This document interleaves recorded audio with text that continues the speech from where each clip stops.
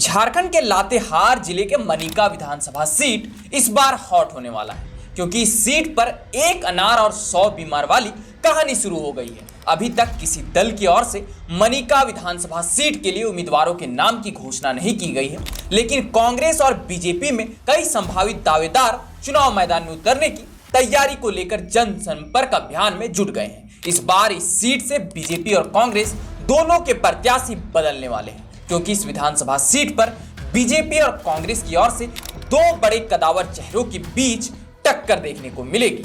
नमस्कार दोस्तों, स्वागत है आज की इस वीडियो में और आप देखना शुरू कर चुके हैं द पंचायत न्यूज की यह स्पेशल रिपोर्ट सियासी हलचल।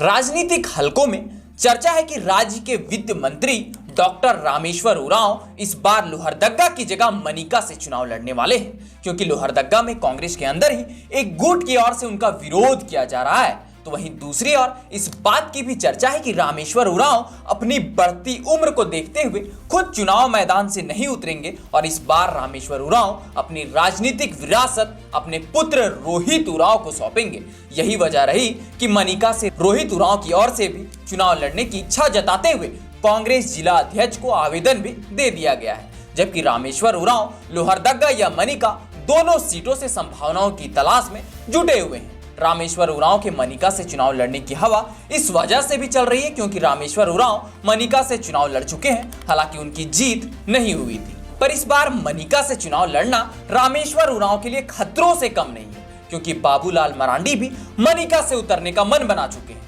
राजनीतिक हलकों में इस बात की भी चर्चा चल रही है कि भाजपा के प्रदेश अध्यक्ष बाबूलाल मरांडी मनिका विधानसभा सीट से चुनाव लड़ने वाले हैं। इससे पहले 2019 के विधानसभा चुनाव में बाबूलाल मरांडी ने सामान्य सीट राजधनवार से झारखंड विकास मोर्चा की उम्मीदवार के रूप में जीत हासिल की थी, लेकिन इस बार पार्टी नेताओं की ओर से सभी बड़े आदिवासी नेताओं को अनुसूचित जनजाति के लिए सुरक्षित सीटों से लड़ने के लिए सलाह दी गई है। ऐसी स्थिति में बाबूलाल मरांडी एसटी सीटों में से सुरक्षित सीट मनिका सीट से चुनाव मैदान में उतर सकते हैं। इस बात की पूरी संभावना है, लेकिन इस सीट से बाबूलाल मरांडी को जीत पाना आसान नहीं होगा, क्योंकि इसी लोकसभा चुनाव में चतरा संसदीय क्षेत्र के मनिका विधानसभा सीट से बीजेपी को तगड़ा झटका लगा है। चतरा लोकसभा सीट के अन्य सभी क्षेत्रों में बीजेपी को बढ़त मिली, लेकिन मनिका विधानसभा में ही बीजेपी उम्मीदवार कालीचरण सिंह पिछड़ गए। इस चुनाव में भाजपा प्रत्याशी कालीचरण सिंह को 70,459 वोट मिले,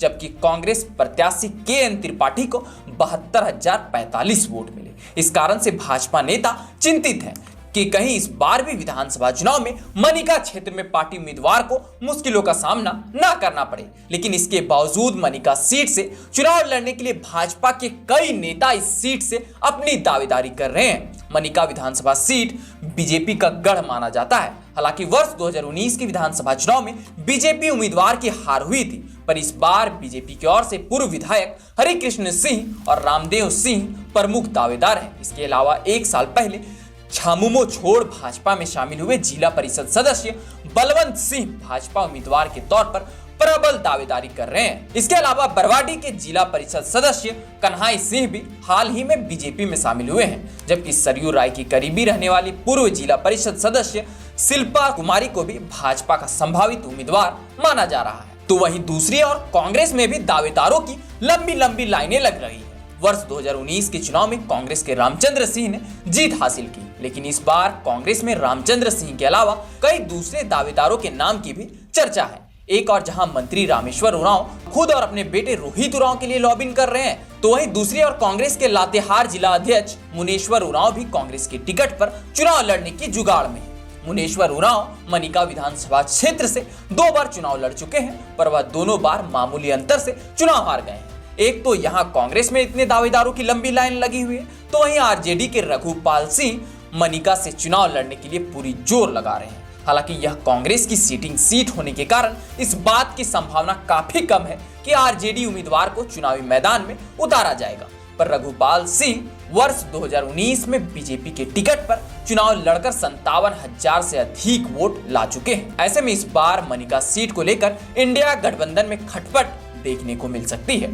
मनिका विधानसभा सीट से इस बार कांग्रेस के लिए अपनी सीट बरकरार रखना बड़ी चुनौती होगी, क्योंकि बीते विधानसभा चुनाव परिणामों को देखें तो यह सीट कांग्रेस के लिए सेफ नहीं है। 2019 के चुनाव परिणाम को देखें तो इस चुनाव में रामचंद्र सिंह जो कांग्रेस के टिकट पर चुनाव लड़े थे वह 73,224 वोटों के साथ चुनाव जीत गए। तो वहीं दूसरे नंबर पर रघुपाल सिंह थे जो भाजपा के टिकट पर चुनाव लड़े और 57,540 वोट ला पाए थे। तो वहीं 2014 का चुनावी परिणाम भाजपा के पक्ष में था। इस चुनाव में हरिकृष्ण सिंह बीजेपी के टिकट पर चुनाव लड़े थे और 31,583 वोटों के साथ चुनाव जीत गए थे। तो वहीं रामचंद्र सिंह जो 2014 के चुनाव में आरजेडी के टिकट पर चुनाव लड़े थे वह 30,500 वोटों के साथ दूसरे नंबर पर रहे थे। वहीं 2009 का चुनावी परिणाम भी भाजपा के पक्ष में रहा था। इस चुनाव में हरिकृष्ण सिंह बीजेपी के टिकट पर चुनाव लड़े और 18,645 वोटों के साथ चुनाव जीत गए। तो वहीं रामेश्वर उरांव